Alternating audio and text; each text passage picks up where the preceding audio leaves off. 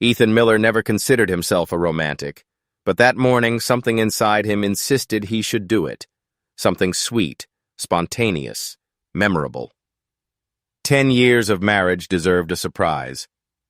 So he left work early, bought a bouquet of Rachel's favorite lilies, and rehearsed in his mind the look on her face when she saw him standing in the doorway of her office, unannounced, smiling, full of love. The autumn sun warmed his hands as he drove across town, the radio humming softly. He imagined her colleagues teasing her, imagined her laughter echoing through the hallways of Grant Keller Law. It felt good to be the husband who still cared. When he reached the firm's tall glass building, Ethan straightened his tie and stepped inside, his reflection looking oddly nervous in the revolving doors. The receptionist smiled politely when he mentioned Rachel's name, but the pause that followed stretched too long. "I'm sorry, sir," she said finally, her tone uncertain. "Rachel Miller's not here." "That's all right," Ethan replied lightly, holding up the flowers. "I'm surprising her." The receptionist frowned, typing something. She's been on medical leave." Ethan blinked. "Medical leave? There must be a mistake. She left for work this morning." The woman shook her head. "No, sir. She hasn't been in for almost 3 weeks. Doctor's note, I believe." The air inside the lobby turned heavy. Ethan felt his heart stutter. He laughed softly, trying to mask the rising panic. That can't be right. But as he stood there, watching the receptionist's uneasy eyes, the truth began to sink in. Rachel hadn't gone to work. Not for weeks. He left the building without another word, the flowers trembling in his hands. The wind outside had changed, colder, sharper. In the car, he sat for several minutes staring at the bouquet. The lilies were starting to brown at the edge. He thought of Rachel's voice that morning, calm and hurried. "Don't wait up. I might have to stay late for case prep." The lie replayed like a song with no end. He dialed her number. It rang twice, then went to voicemail. "Hey, it's me," he said quietly. "I stopped by your office. They said you've been on leave. I just want to know you're okay. Call me." He ended the call, but something inside him refused to rest.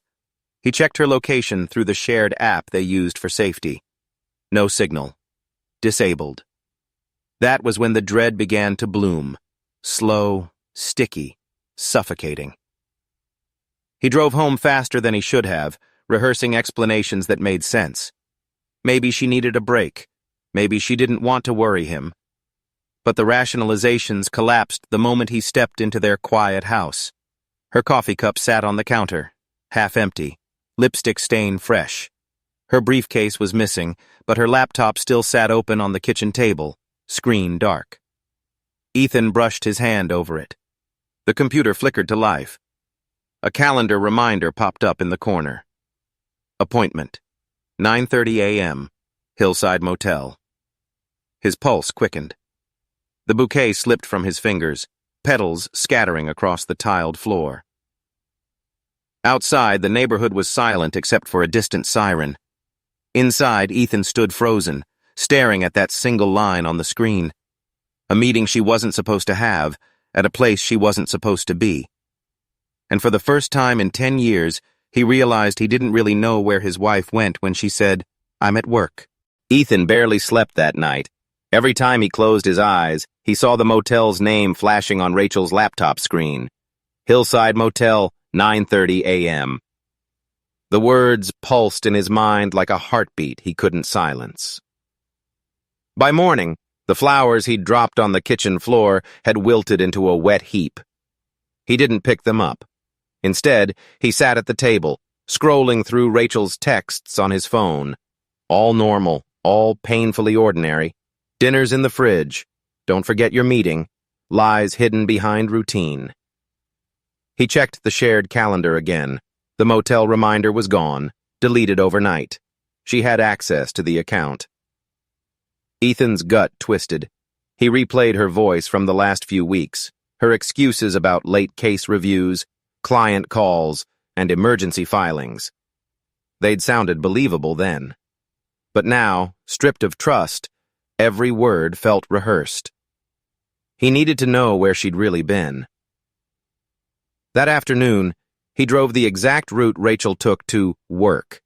Each turn felt like tracing the outline of a deception. Near the old bridge, he noticed a coffee shop she'd mentioned once. The barista recognized Rachel immediately, remembered her coming in almost every morning around 10, always alone, always ordering 2 coffees to go. 2 coffees. Ethan's mouth went dry. Did she ever come in with someone? He asked. The barista hesitated. Once or twice. A man, maybe early 40s. They didn't talk much. Kind of tense. Ethan thanked her, his smile tight. As he left, his reflection in the window looked foreign, hollow-eyed, unfamiliar. Back home, he opened their joint bank account. Rows of cash withdrawals appeared every few days, small amounts, spaced evenly, enough to avoid suspicion. Except Ethan never made them. Rachel had always handled the bills. Clicking through statements, he found transfers to an unrecognized account number. No name attached. Just a string of digits and a location tag. Midwest Credit Union. A private account. Jesus, Rachel, he whispered. He opened her dresser drawer, searching. Behind a stack of scarves, his fingers brushed against something hard. A small silver phone powered off. When he held down the button, the screen lit up with a passcode prompt. He guessed her birthday. Wrong. Their anniversary. Wrong again. His thumb trembled as he entered 1024, the date of her mother's death. The phone unlocked. Dozens of messages filled the screen. None from work, none from friends. Just one contact name, unknown, with short, coded exchanges. Same time? Don't forget the envelope. He can't know. Ethan's breath hitched. He scrolled faster, a blur of fear and fury. Then a final message sent the night before. Tomorrow changes everything. The timestamp, 11:47 p.m., after Rachel had gone to bed beside him. He sat back, pulse hammering. His marriage, the laughter, the anniversaries, the promises, all of it suddenly felt staged. Every memory flickered with doubt. Had she ever really been where she said she was? A faint vibration startled him. The secret phone buzzed in his hand, a new message flashing on the screen. Delete everything, now. Ethan froze, staring at those 2 words until they blurred. Someone knew he had the phone. Someone was watching. He dropped it on the table as if it might explode, his mind spinning with one terrible question. If Rachel wasn't at work, and wasn't at home, then where was she spending those missing hours? The next morning, Ethan woke before dawn. Rachel's side of the bed was empty, her perfume faint in the sheets. The secret phone sat locked inside his desk drawer, its black screen like an unblinking eye. He couldn't shake the words from last night's message. Delete everything, now. He needed proof before he confronted her again. Something real. Something she couldn't twist into another excuse. When Rachel's car pulled into the driveway that evening, Ethan waited until she went inside. Then he stepped into the garage, heart pounding. Her silver sedan still smelled faintly of her, coffee, lotion, and something sharp he couldn't place. He opened the glove compartment, then the console. Receipts, gum wrappers, nothing unusual. But when he reached beneath the driver's seat, his fingers brushed against something smooth and plastic. He pulled it out. A motel keycard, white with faded gold lettering. Hillside Inn. Ethan stared at it, bile rising in his throat. It wasn't a digital key or a random scrap. It was the kind used only for repeat guests, someone who had a room. He walked back into the house, his grip tight around the keycard. Rachel was in the kitchen, humming softly as she chopped vegetables, her wedding ring glinting under the light. "Where were you today?" he asked quietly. She looked up, startled. "At work, Ethan. Where else?" He placed the key card on the counter between them. "Try again." Her hands froze mid-air. For a long second, neither of them moved. Then she laughed, forced and brittle. "That? Oh my God, that's from months ago. A firm retreat. We stayed overnight for a mediation." "You've never mentioned it." "Because it was nothing." He stepped closer. "They said you've been on medical leave, Rachel. So which is it? Working or resting?" Her voice sharpened. "You've been checking on me?" "I had to," he snapped. "You lie every time you open." "Your mouth!" She slammed the knife down. "Stop digging through my things like a psychopath. You don't trust me? Fine. Don't. I'm done explaining myself." She grabbed her bag and stormed out, the front door slamming hard enough to rattle the picture frames. The house fell silent. Ethan stood in the kitchen, chest heaving, the keycard still gleaming on the counter. He'd never seen that look in her eyes before. Not guilt, not fear, but contempt. As if he were the one caught in a lie. Hours passed. She didn't come back. Her phone went straight to voicemail. Outside, rain began to fall, light at first, then heavy and relentless. By midnight, Ethan was still pacing. Finally, he snatched the keycard and his car keys. If she wouldn't tell him the truth, he'd find it himself. The drive to the hillside motel took less than 20 minutes. The sign flickered weakly in the rain, half the bulbs burned out. Inside, the air smelled of cigarettes and damp carpet. A weary clerk looked up as Ethan approached the counter. "Can I help you?" Ethan held out the keycard. "My wife left this. I'm trying to return it." The clerk squinted at it, then at him. "Room 12. She stays here a lot. Nice lady. Always pays cash." Ethan's heart stumbled. You know her?" The man nodded slowly. "Sure, but her name's not Miller. She signs in as Rachel Lang." The name struck him like a physical blow. Lang, her mother's maiden name. Outside, thunder rolled across the dark horizon. Ethan turned toward the parking lot, drenched in disbelief. His wife hadn't just lied about where she worked. She'd built an entire second life. And somewhere out there, under another name, she was still living it. The rain hadn't stopped by morning. It hammered the windows as Ethan sat in his car outside the hillside motel, watching the empty parking lot where his wife had once stood. Rachel Lang. The name echoed in his head like an accusation. He had gone through every possibility.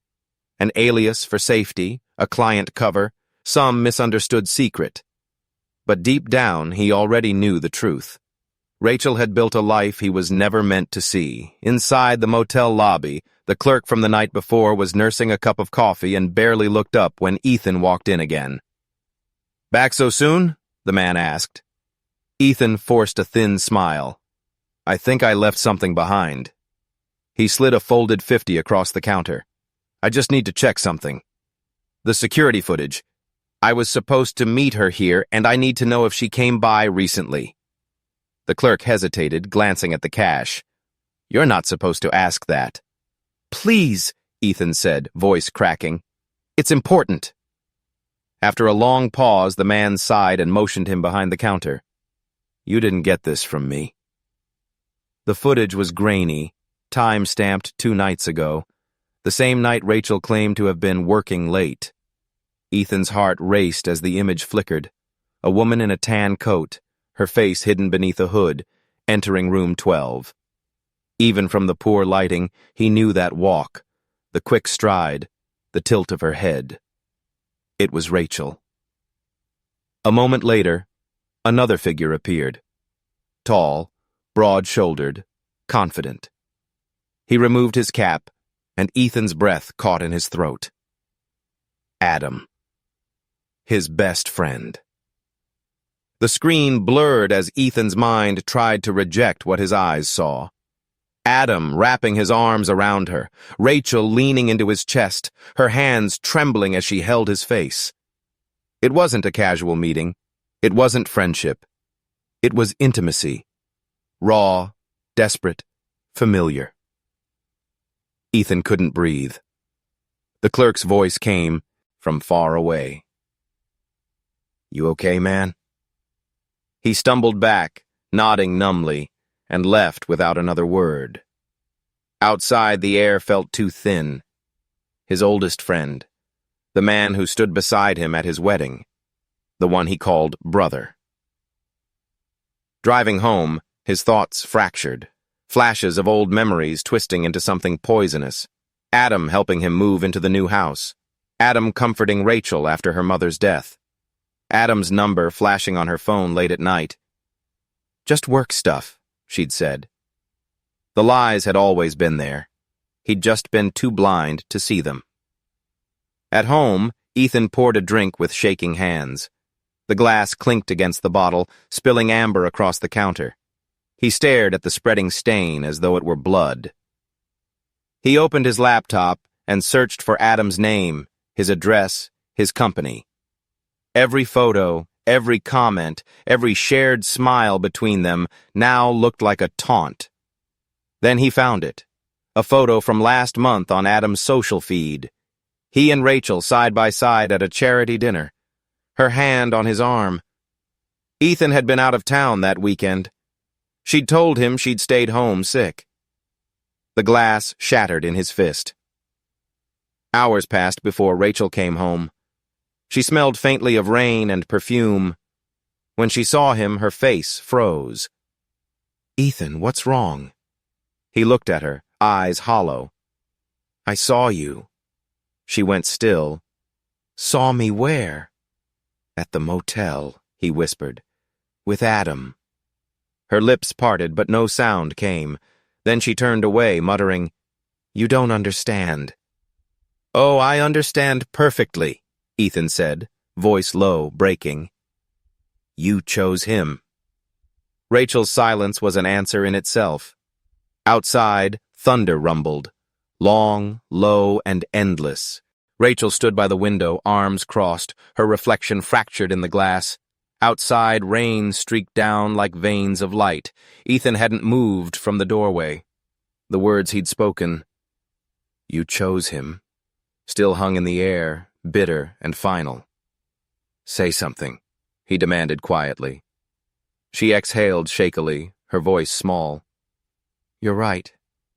I've been seeing Adam." Ethan felt something inside him cave in. Though the confirmation wasn't a surprise, it was the way she said it, calm, detached, almost rehearsed. "How long?" he asked. 6 months. Maybe 7. He stared at her. "You're lying." "I'm not." "Rachel, I saw the footage. You were at that motel 2 nights ago. You've been lying for weeks, maybe longer." Her jaw tightened. "You think you're perfect, don't you? You stopped listening to me a long time ago, Ethan. I was lonely. Adam was there." The mention of his best friend's name stung more than her excuses. "Don't turn this on me," he snapped. "You didn't cheat because you were lonely. You cheated because you could." Tears welled in her eyes, but her expression hardened. "You have no idea what I've been through." "Then explain it," he said, voice trembling. "Tell me what I don't know." She hesitated, just long enough for him to notice. Then she whispered, "Adam and I, it started after that fundraiser. I drank too much, he drove me home. It was a mistake, and it just happened." Her words sounded almost practiced, like she was reciting a story she'd told herself 100 times. But something didn't fit. Ethan stepped closer. "Why were you registered at the motel under your mother's name? Why pay in cash?" Her face went pale. She looked at him as if he'd spoken something forbidden. "What are you talking about?" "Don't lie," he said softly. "The clerk told me. You've been staying there for weeks. Not one night. Not a retreat. Weeks. Rachel's voice dropped to a whisper. You shouldn't have gone there. Why not? Her hands trembled. Because you don't understand who you're dealing with. Ethan frowned. Who I'm dealing with? Rachel, it's you I don't understand. She turned away, wiping her eyes. You're twisting everything. I'm tired, Ethan. Just tired. He stared at her back, the tension in her shoulders, the shallow rhythm of her breathing. Every detail screamed that she was hiding something. What happened at that motel, Rachel? He asked. Was Adam the only one there? Her head snapped around. What are you implying? Every time I bring it up, you flinch. What are you so afraid of? I said drop it, she shouted, slamming her hand against the counter. It's over, okay? Whatever happened between me and Adams, it's over. Her tone was desperate, but not remorseful. It was defensive, terrified. Ethan studied her, his anger fading into something colder, realization. You're lying again, he murmured. Rachel's eyes darted toward the door. I need to get some air. Rachel! But she was already gone, the front door slamming behind her, leaving only the echo of her footsteps and the faint smell of her perfume. Ethan sank into a chair, his mind spinning. There were too many holes in her story. Too many moments she avoided, too many truths buried beneath the surface. She wasn't just hiding an affair. She was hiding something else, something dangerous. And as lightning flashed across the room, illuminating the forgotten drawer where he'd locked her second phone, Ethan realized he was running out of time to find out what it was. The house was quiet when Rachel finally returned. She didn't speak to Ethan, didn't even look at him. She went straight to their bedroom, changed out of her wet clothes, and climbed into bed without a word. The sound of the rain outside filled the silence between them, steady, relentless, punishing. Ethan sat in the dark living room, staring at the drawer across from him, the one where he'd locked her second phone. Every instinct told him to let it go, to wait until morning, to believe at least a part of her story. But something deeper, heavier, wouldn't let him. He rose slowly, the floor creaking beneath his feet, and opened the drawer. The silver phone lay still and cold in his hand. Rachel's soft breathing drifted from the bedroom. Ethan hesitated, his thumb hovering over the screen. He entered the passcode, 1024, her mother's death date. It unlocked instantly. A faint light glowed across his face as he scrolled through the messages. They weren't what he expected. No names, no affection, no sign of Adam. Instead, short, sharp phrases. Deadlines close. You owe more than you think. Don't make me do this. Ethan's pulse quickened. These weren't love messages. They were threats. He opened the gallery.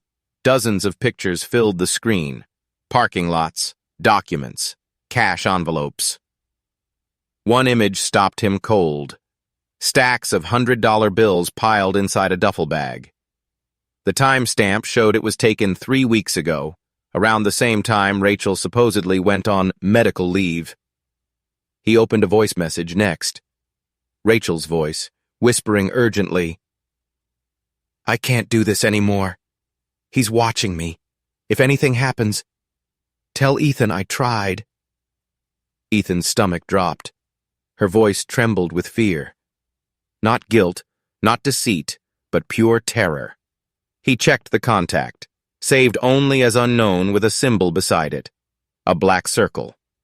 The message history stretched back months.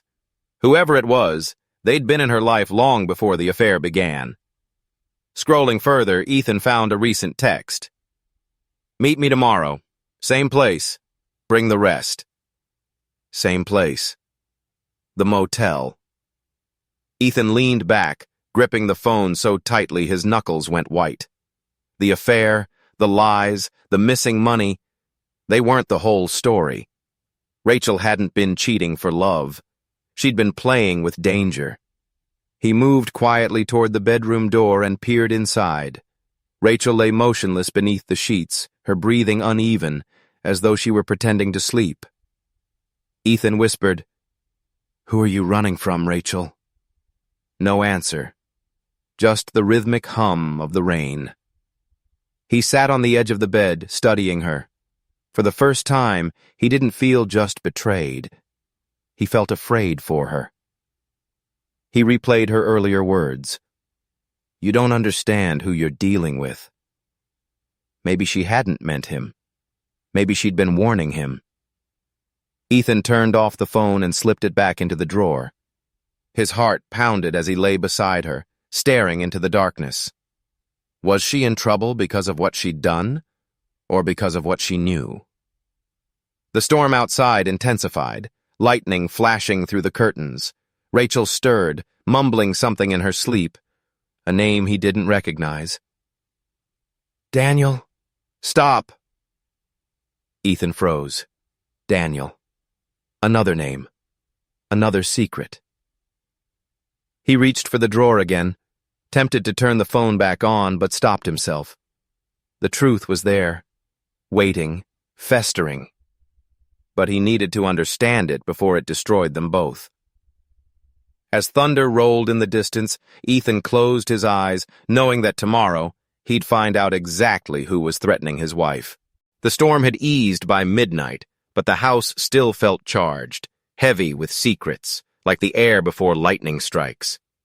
Ethan lay awake, staring at the ceiling, the echo of Rachel's whispered dream. "Daniel, stop," still circling in his head. Beside him, she slept restlessly, twisting in the sheets. The drawer with her second phone seemed to hum in the dark, pulling his attention like a magnet. Then it buzzed. Ethan's heart stopped. The vibration was soft but unmistakable. He slipped out of bed and opened the drawer. The phone screen glowed. Unknown caller. His hand shook as he answered. "Hello?" For a moment, only static. Then a low, distorted voice cut through the line. "You shouldn't be using her phone, Ethan." Ethan froze. "Who is this?" "You need to stop looking. Stay out of it or you'll end up like the last one." "The last one?" he whispered. "What are you talking about?" But the call ended abruptly. No click, no goodbye, just silence. Ethan stood in the dim light, pulse pounding in his ears. Whoever it was had used his name. They knew who he was. They knew where he was.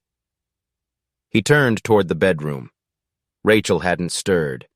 He wanted to wake her, demand answers, but something stopped him. That voice, cold, calm, certain, didn't sound like someone bluffing. Instead, he went to his study, the phone still in his grip. His mind replayed the call again and again. Like the last one. The phrase gnawed at him. Who was the last one? He opened his laptop and searched Rachel's firm, Grant Keller Law. It didn't take long to find it. The name jumped out from a forgotten article buried online. Whistleblower scandal rocks local law firm. Case dismissed after key witness disappears. The date, 5 months ago. Ethan scrolled faster, scanning names. Rachel Miller was listed as a junior partner on administrative leave. The article mentioned a missing client fund, falsified case files, and an internal investigation quietly closed after one associate's sudden resignation. His chest tightened. Rachel hadn't taken medical leave. She'd been suspended. And the missing money matched the photos on her secret phone. He clicked another link. An archived report naming the vanished witness. Daniel Huxley. Daniel. The name she'd murmured in her sleep. Ethan leaned back, his breath shallow. Rachel wasn't just lying about Adam. She was tangled in something much worse. Blackmail. Maybe even fraud. and someone didn't want him knowing it. From the hallway, a floorboard creaked. Ethan glanced up. Rachel stood in the doorway, her silhouette faint in the dark. "Why are you on my laptop?" she asked softly. He closed it. "Who's Daniel?" Her expression changed, panic flickering beneath the calm mask she tried to hold. "You need to stop digging, Ethan." "Is that what he told you too?" Rachel's eyes filled with something like fear. "Please," she whispered. "You don't understand. They'll hurt you." But Ethan was past fear. Anger burned through it, steady and consuming. "Then tell me the truth," he said. "All of it." She didn't answer. Instead, she turned away, whispering to herself, "It's already gone too far." Ethan watched her disappear down the hall, the secret phone still glowing in his hand. Whoever they were, they'd already reached his home, and Ethan knew he was done staying out of it. Rain slicked the streets as Ethan parked outside the darkened Grant Keller Law Building. The firm had closed hours ago, its marble lobby dim and hollow, but Ethan wasn't there for business. He was there for answers. The same answers Rachel refused to give. He stepped into the alley, his jacket pulled tight against the wind, and found the side entrance. The security keypad was covered in rust, but Rachel's old passcode still worked. Their wedding date. Of course, he thought bitterly. Even her lies had traces of sentiment. Inside, the air smelled of disinfectant and dust. The corridors were lined with glass offices, hollow reflections of power and silence. Ethan's footsteps echoed as he made his way to Rachel's corner suite. The door marked Rachel Miller-esque. He flicked on a small desk lamp. The office was stripped bare, drawers emptied, files gone. Only a faint scorch mark on the carpet caught his eye, and beside it, a metal waste bin filled with ashes. He crouched down, sifting through the charred remains. Pieces of paper clung to each other, the ink blurred but not completely gone. He could make out fragments. Offshore transfer, confidential retainer, client, Victor Hale. The name sent a chill through him. Victor Hale, he remembered it now. The name had appeared in the scandal article, a wealthy real estate mogul accused of embezzling millions from his investors. The case had been quietly dismissed. Rachel had been one of the attorneys assigned to it. Ethan's stomach twisted. He kept digging through the bin until his fingers brushed something solid. A flash drive, half melted from heat but still intact. He slipped it into his pocket just as a sound broke the silence. A door creaked open somewhere behind him. He froze, holding his breath. Footsteps, slow, deliberate. "Who's there?" Ethan called out, trying to sound calm. No answer. Just the shuffle of shoes against tile. He turned off the lamp, plunging the room into darkness. Through the frosted glass, he saw a shadow, tall, moving closer. The doorknob rattled. Ethan backed away, clutching the flash drive. Then, just as suddenly, the shadow retreated. The outer door opened and closed. Silence returned. He waited several minutes before slipping out, heart pounding, the office now heavy with the smell of burnt paper and something else. Fear. Back in his car, he inserted the flash drive into his laptop. A folder popped up, labeled Client Private, VH. Inside were scanned documents, payment receipts, and a single encrypted file named Rachel Transfer. He clicked on it. Password protected. The rain intensified outside, blurring the windshield. Ethan leaned back, running a hand over his face. Rachel had burned her files, tried to erase everything, but she hadn't destroyed it all. She'd kept a copy, maybe for protection, maybe for leverage. He checked the receipts, multiple deposits from offshore accounts, each marked with the same initials, VH, but one stood out, a final payment, time-stamped just 2 months ago for $250,000. the same amount of cash in the photo from Rachel's secret phone. A noise startled him, headlights flaring in the rearview mirror. A black SUV had pulled into the lot, engine idling. Ethan killed his own lights, sinking lower in the seat. The SUV waited there for nearly a minute before slowly rolling past. As it did, he saw the driver's face, the briefest glimpse, but enough. Adam. Ethan's blood ran cold. His best friend. The man Rachel swore was just a mistake. Adam parked near the side door, the same one Ethan had used, and disappeared inside the firm. Ethan started the car, his breath fogging the glass. Whatever Rachel had done, Adam was part of it now. Maybe he'd always been. As he pulled out into the rain, one thought consumed him. Rachel wasn't just being blackmailed, she was being watched. And Adam might not be the friend Ethan thought he was. The next morning began with silence. Too much silence. The kind that feels wrong before you even open your eyes. Ethan reached out across the bed and felt only cold sheets. Rachel's side was empty. No indentation, no warmth. Just absence. He sat up, disoriented. The alarm clock blinked 7:14. Her purse was gone, but her phone sat on the nightstand. The secret phone, face down, its black screen reflecting his pale face. "Rachel?" he called out, voice cracking the stillness.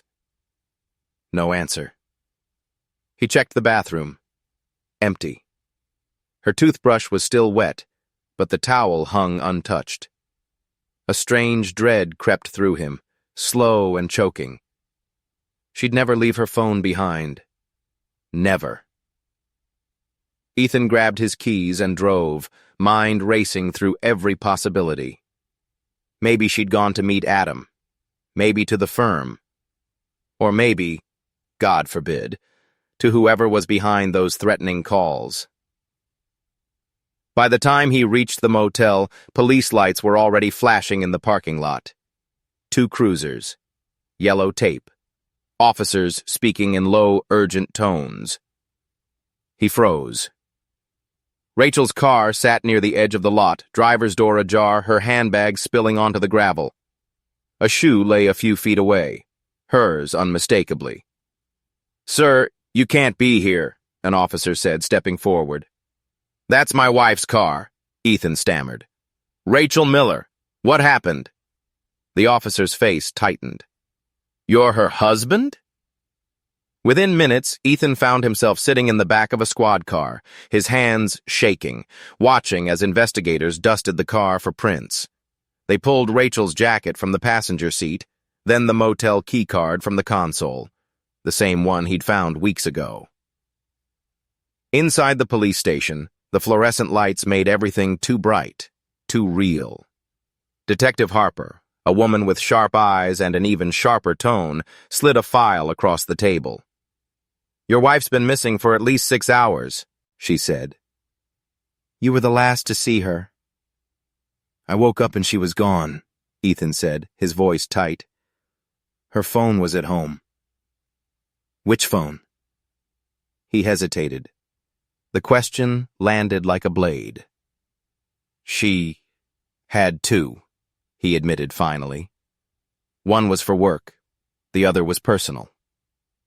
The detective nodded slowly, writing something down. "You said she left around 7?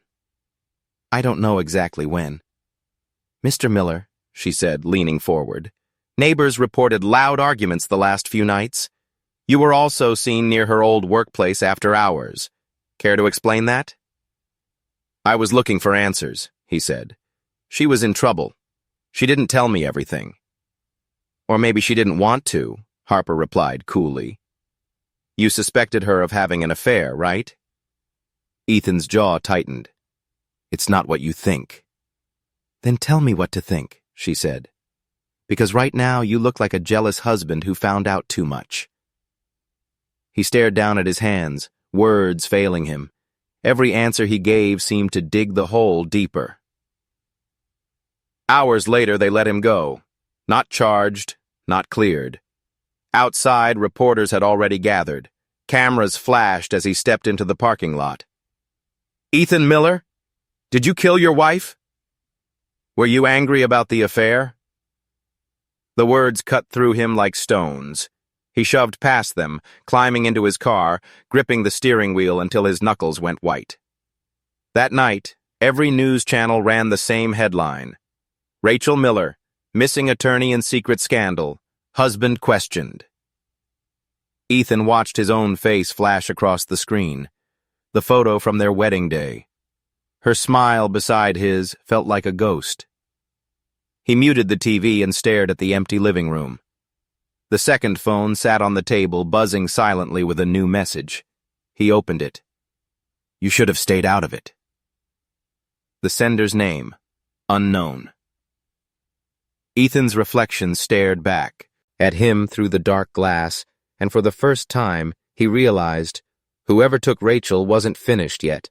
A week had passed since Rachel vanished, and the world around Ethan had become a slow-motion blur of suspicion and noise. Reporters still camped outside his house. The police checked in daily, their tone growing colder with each unanswered question.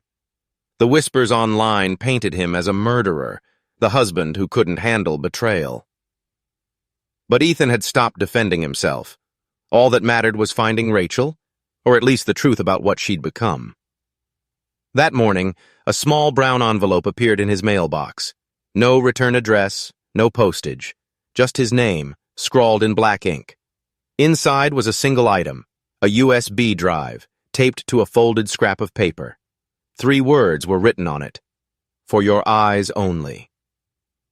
Ethan locked the door, drew the curtains, and slid the USB into his laptop. A folder popped open. One video file, time-stamped 3 days after Rachel's disappearance. He hesitated, his hand trembling as he hit play. The screen flickered. The image was grainy, dimly lit by a single lamp. Rachel sat in what looked like a cheap motel room. Same floral curtains, same beige walls. Her face was pale, her eyes swollen from crying. "Ethan," she began softly, her voice shaking. "If you're watching this, I'm sorry. I didn't know how else to make you understand." He froze. Every syllable sounded like her. Scared, exhausted, human. "I didn't leave you because of Adam," she continued. "That was just part of it. I made a mistake at the firm, a big one. There was money missing, client funds. Victor Hale offered me a way out. I thought I could fix it. But once I took the first payment, I couldn't stop." She exhaled, glancing nervously toward the door. "When they found out, I panicked. I transferred the blame to Adam, forged the records, rerouted the deposits. I thought he'd survive it. I didn't think they'd come after him." Ethan's heart sank. Adam, her over, her scapegoat. Rachel's voice dropped to a whisper. "But now they're after me, too. The money wasn't just Hale's. It belonged to people much worse. I thought if I disappeared, maybe they'd let you go. Maybe they'd think I was dead." She wiped her face, trembling. "Please, Ethan, don't go to the police. Don't trust anyone from the firm. They're watching everyone who knew. If they find this recording, it's over." There was a pause. Long, heavy, and suffocating. She looked straight into the camera. "I love you," she said, her lips trembling. "I know I don't deserve forgiveness, but I need you to know. I never meant to hurt you." Then, a sharp noise in the background. A door slamming. Rachel's head jerked toward the sound. "No, please." The screen went black. Ethan stared, frozen in place, his breath coming in ragged gasps. He replayed the last seconds over and over, pausing on the faint reflection in the mirror behind her, a shadow of a man stepping into the room. Adam. The outline was unmistakable. Broad shoulders, the same jacket Ethan had seen him wearing that night at the firm. A scream echoed in Ethan's memory. Rachel's voice, cut short. The sound that ended the video wasn't just fear. It was finality. He sat back, trembling. The truth was worse than betrayal. It was a setup. Rachel hadn't just been hiding from her enemies, she'd been trying to protect him from them. But now she was gone, and the only proof of her innocence was in his hands. The laptop beeped suddenly. An incoming email notification. No sender. Just a single line of text. You weren't supposed to see that. Ethan stared at the message as the lights flickered, the shadows in his living room shifting. Somewhere outside, a car engine started. They knew. Ethan barely slept after the video. Every creak in the house, every flash of headlights through the blinds made him flinch. The email, "You weren't supposed to see that," still sat open on his laptop, taunting him. He watched the confession again and again, until one detail finally stood out.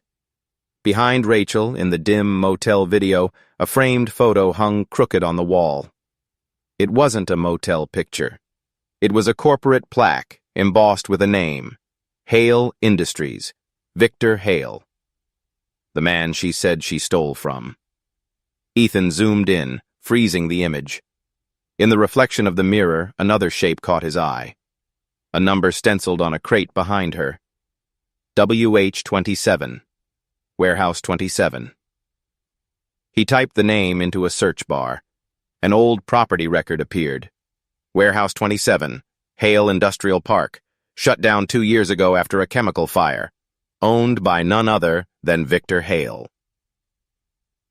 By sunrise, Ethan was already on the road. The warehouse sat miles outside the city, hidden behind rusted gates and a crumbling sign. Weeds choked the fence, and a faded "No Trespassing" notice flapped in the cold wind. He parked his car behind a line of dead trees and slipped through a gap in the gate. Inside, the air smelled of smoke and decay. The roof sagged in places, sunlight cutting through the holes in sharp, dusty beams. Burnt paperwork littered the floor, scorched contracts, melted plastic folders, fragments of names he could barely read. He followed the pattern of char and debris until something metallic glinted beneath the ash. A half-open locker, blackened but intact. He pulled it open. Inside were bundles of $100 bills, charred at the edges, but unmistakably real. The stolen money. He crouched, turning one stack over in his hands. Some were banded with slips labeled Client Escrow, VH. Rachel had told the truth. She'd stolen the money. But why leave it here? Why not run with it? Then he saw it. A small, familiar glint on the ground nearby. He reached for it, heart lurching. Rachel's silver bracelet. The one he gave her on their 5th anniversary. The one she never took off. It was smeared with something dark. Blood. The floor beneath the locker was stained. Not much, but enough to know someone had bled here. Ethan's breath came short. He stumbled back, mind racing. Had they killed her, or had she fought back? He looked around again and noticed a black plastic bag stuffed into the corner, partly melted from the fire. Inside were documents, copies of case files, bank transfers, and a printed email chain between Rachel Miller and Adam Lewis. He read in disbelief. "If we expose Hale's accounts, we get half. You said you could handle him. We can't go public until the money's secure. Don't screw this up, Rachel." A pit opened in Ethan's stomach. Rachel hadn't just stolen the money. She and Adam had planned to blackmail Hale. But somewhere, the plan went wrong. The last email was time-stamped just a day before she disappeared. "He knows, Adam. He found out about the transfer. He's coming for us." Ethan's hands trembled as he folded the pages. Somewhere behind him, a floorboard creaked. He turned sharply. Nothing. Just the echo of his own breath. But then a faint light flickered near the far end of the warehouse. A car engine. Tires on gravel. Someone else was here. Ethan killed his flashlight and ducked behind the locker, peering through the crack. A figure stepped inside, scanning the room with a flashlight of his own. Tall. Familiar. Adam. He walked slowly, eyes sharp, stopping right beside the bloodstain. "Should have stayed home, Ethan," he muttered to the darkness. "You weren't supposed to find this." Ethan's pulse roared in his ears. The truth was clearer now. Rachel and Adam had tried to play a dangerous game, and she'd lost. But before Ethan could move, Adam turned toward the locker, light catching his face, and their eyes met. The news broke 3 days later. Rachel Miller, missing attorney, wife, and suspected whistleblower, had been found dead alongside Adam Lewis in a remote cabin north of the city. The police called it a murder-suicide. According to their statement, Adam had shot Rachel before turning the gun on himself. Motive: a failed affair and mounting guilt. The headlines said case closed. But Ethan knew better.